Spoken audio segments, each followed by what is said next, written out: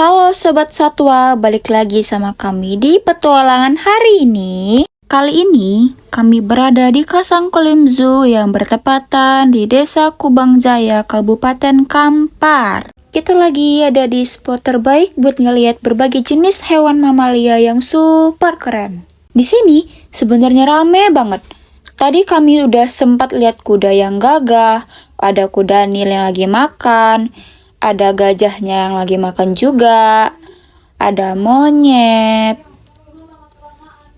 ada binturung, ada landak, dan ada kelinci, dan terakhir ada rusa.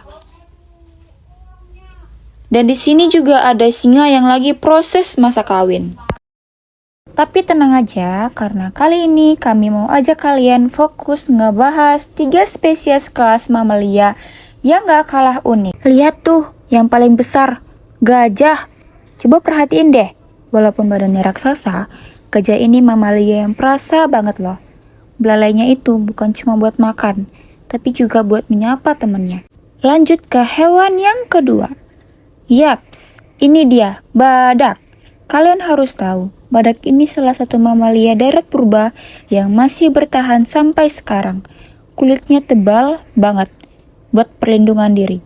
Nah, kalau dari tadi kita bahas yang ukurannya jumbo-jumbo, sekarang kita cooling down sama yang imut-imut. Siapa lagi kalau bukan kelinci? Kelinci ini mamalia pengerat yang lincah banget, telinganya panjang. Itu bukan pajangan doang, tapi radar super sensitif buat denger suara dari jauh. Di video ini, kita bakal bedah tuntas mulai dari kondisi ekologi dan tingkah lakunya, peta persebaran di dunia, sampai detail lingkungan tempat mereka tinggal. Yuk, langsung kita bahas faktanya. Gajah Asia adalah mamalia darat terbesar di dunia dan merupakan salah satu dari sedikit mega herbivora yang bermamalia, memakan tumbuhan dan mencapai berat badan lebih dari 1000 kg yang masih ada di bumi. Ciri khasnya, telinganya lebih kecil dari gajah Afrika, memiliki belai panjang yang berguna untuk makan, minum, dan berkomunikasi. Gajah Asia memiliki taksonomi, kerajaan Animalia, film Chordata, kelas mamalia, ordo Proboscidae, famili Elephantidae, genus Elephas dengan spesies Elephas maximus.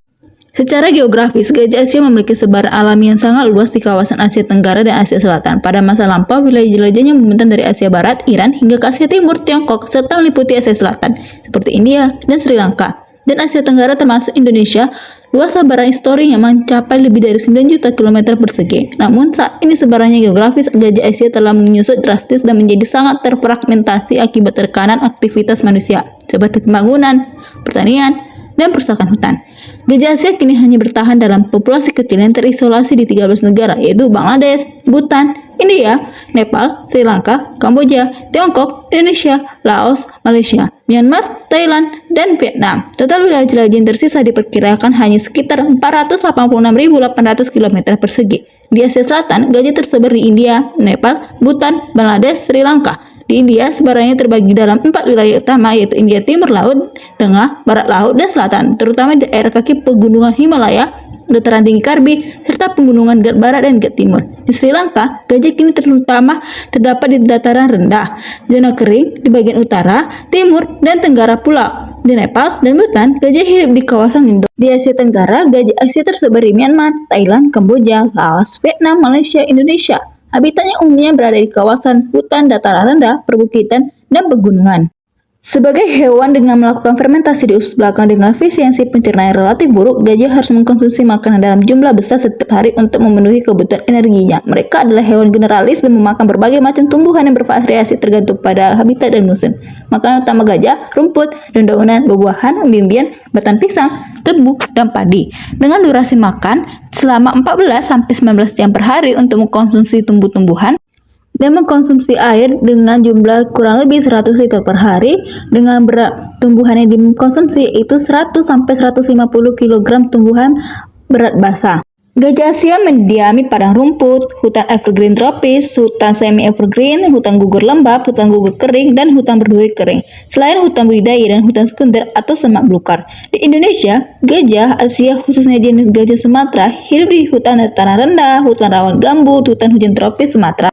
Berdasarkan UICN, tingkah laku dasar gajah Asia ditandai oleh pola hidup sosial yang kompleks, pergerakan musiman yang teratur, serta strategi jelajah yang luas untuk memenuhi kebutuhan hidupnya.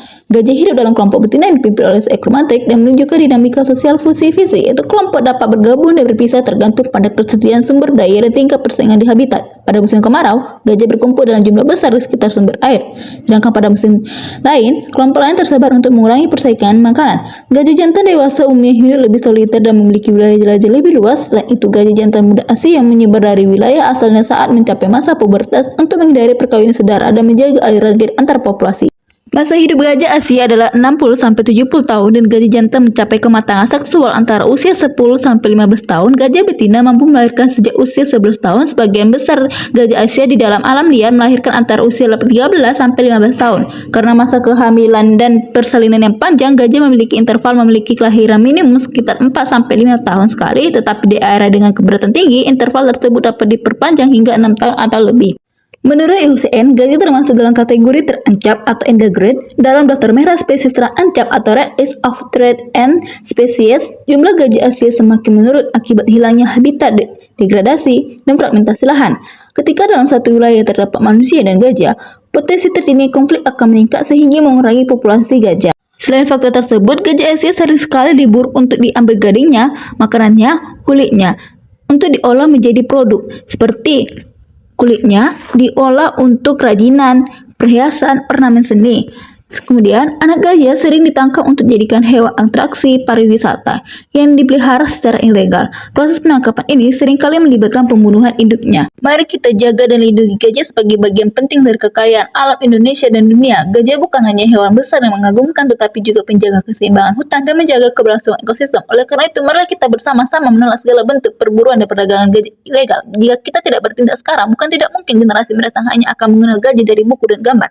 Mari kita selamatkan gajah hari ini demi kelestarian alam dan masa depan bumi kita. Selanjutnya, kami akan membahas spesies kelas mamalia yang sangat ikonik, yaitu kuda Nil atau Hippopotamus amphibius. Meskipun sering terlihat tenang berendam di air, hewan ini menyimpan banyak fakta biologis yang luar biasa. Berdasarkan data dari IUCN, kuda Nil ini sangat dikategorikan sebagai spesies yang rentan. Di video ini, kami akan mengupas tuntas kehidupan mereka, mulai dari kondisi ekologi yang unik, persebaran geografinya di Afrika, hingga habitat spesifik yang mereka butuhkan. Yuk, simak penjelasannya.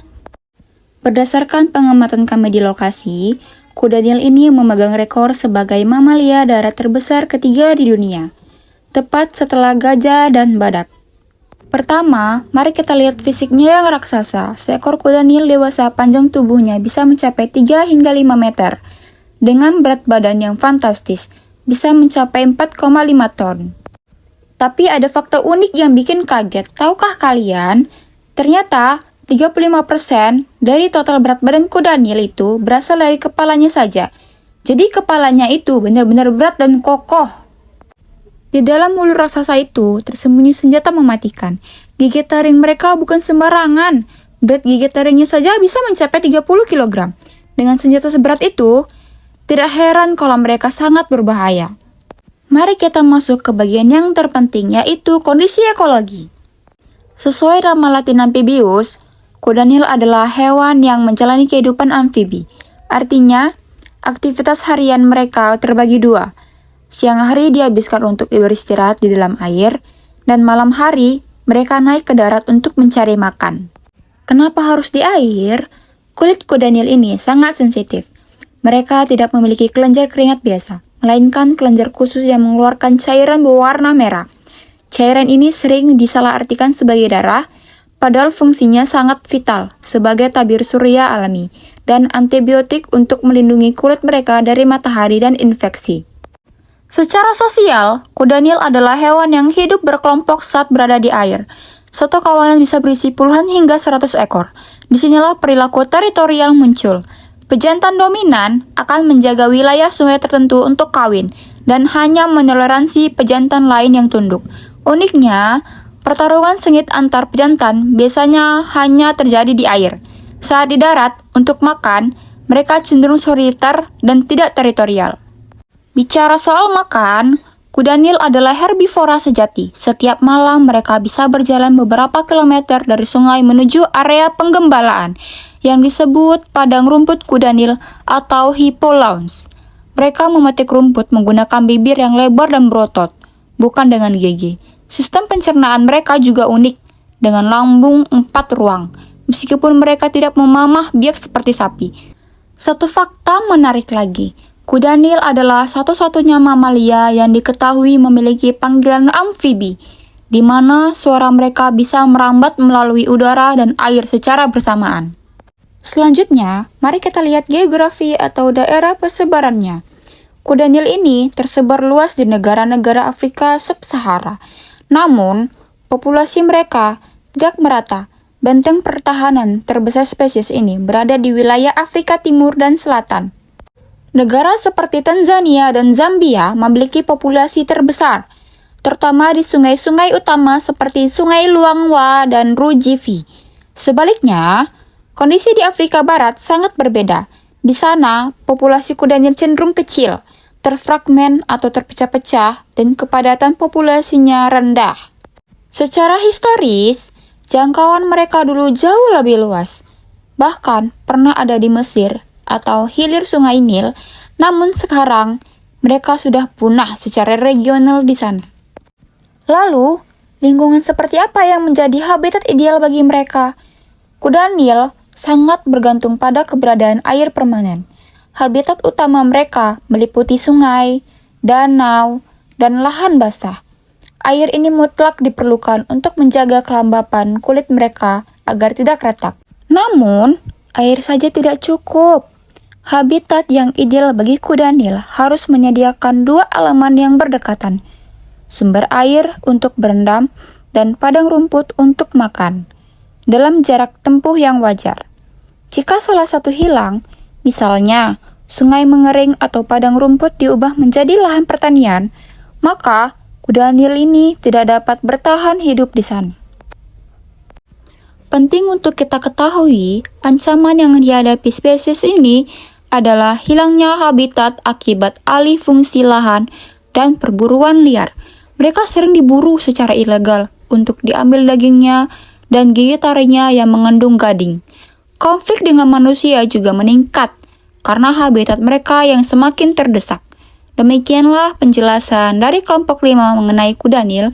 Semoga informasi ini bermanfaat dan menambah wawasan kita tentang pentingnya menjaga kelestarian mamalia besar ini.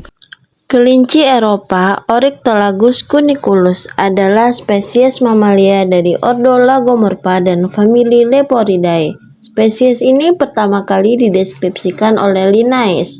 Secara global, penilaian konservasi dilakukan oleh IUCN dan pada tahun 2019, spesies ini dikategorikan sebagai terancam punah berdasarkan kriteria A2-ABCI versi 3.1. Penilaian ini difokuskan pada wilayah sebaran alaminya, yaitu Semenanjung Liberia atau Spanyol dan Portugal serta Prancis bagian selatan. Secara taksonomi, genus Oryctolagus telah ada sejak Pliocene tengah dan merupakan salah satu genus leporid tertua. Terdapat 2 subspesies yang diakui, yaitu Oryctolagus cuniculus dan Oryctolagus cuniculus algirus. Kedua subspesies ini berevolusi secara terpisah sejak sekitar 2 juta tahun lalu dan menunjukkan perbedaan genetik, perilaku, serta reproduksi yang cukup signifikan. Kelinci domestik yang dikenal saat ini berasal dari Oxycuniculus. Sebaran alami kelinci Eropa pada masa lalu meliputi sebagian besar wilayah Mediterania dan Eropa Tengah. Namun setelah zaman es terakhir, wilayah sebaran alaminya menyempit dan kini terbatas pada Semenanjung Liberia dan Prancis Selatan melalui introduksi oleh manusia. Kelinci ini kini tersebar luas di berbagai wilayah Eropa, Australia, Selandia Baru, Amerika Selatan, Amerika Utara, Afrika, serta lebih dari 800 pulau di dunia. Di banyak wilayah introduksi, spesies ini dianggap sebagai hama invasif.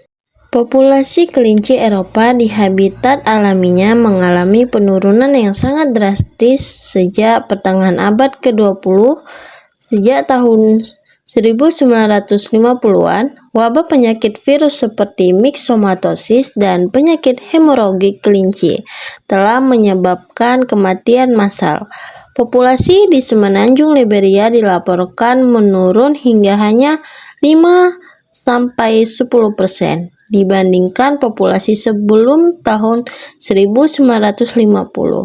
Penurunan ini semakin parah setelah munculnya varian baru virus RHD sejak tahun 2010 hingga 2012 yang menyebabkan penurunan populasi hingga 60-80% dalam waktu singkat di berbagai lokasi penting. Tren populasi kelinci Eropa saat ini secara global dinyatakan menurun.